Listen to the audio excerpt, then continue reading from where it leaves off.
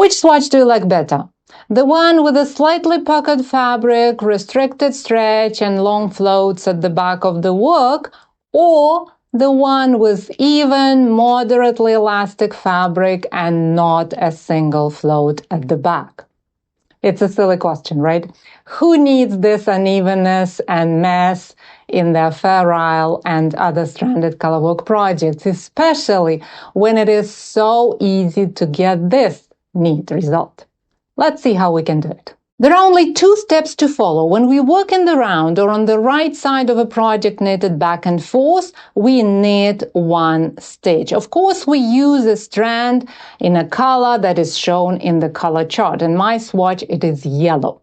Then we twist both strands at the back of the work. We can twist them to the right or to the left. I will twist mine to the left like this.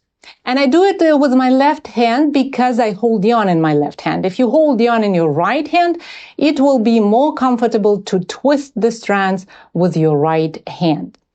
After we make the twist, we take the strand that we are supposed to use for the next stitch, in my case it's blue, and we use this strand to knit the next stitch. Finally, we twist the strands again, but this time we change the direction of the twist. My first twist was to the left, so now I twist the strands to the right. And we repeat these 2 steps on and on and on. Knit 1, twist to the left. Knit 1, twist to the right. And when we change color, we make a half twist like this, but we keep the same sequence of twist to the left, twist to the right. And after you work a few stitches, you will see that by alternating the direction of the twist, we keep the strands from tangling. It is a great bonus, especially when the whole project is worked in a stranded color pattern, because untangling yarn in a big project can get really annoying. So these 2 steps are all we need when we work in the round. But in rare cases, when we knit Purl back and forth, we also need to know what to do when we work the wrong side row. Well, in a wrong side row, we also twist the strands to the left and then to the right. But because the strands are at the front of the work, we twist them at the front of the work. We purl 1 stitch, and then we twist the strands to the left.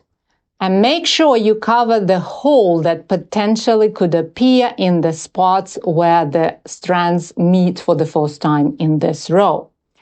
And then we purl the next stitch and twist the strands again, but this time we twist them to the right.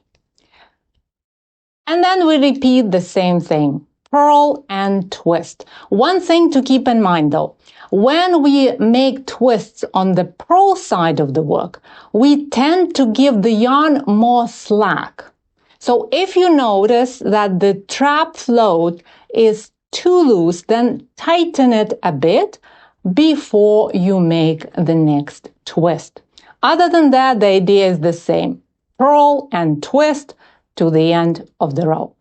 As you see, this simple approach gives us a lot of benefits. No puckering, no floats, no constrained elasticity, and no tangled strands. And all of that happens with very little effort on our part. Test this method on a small scale as you make a cute egg cozy. The link to the free pattern is in the video description.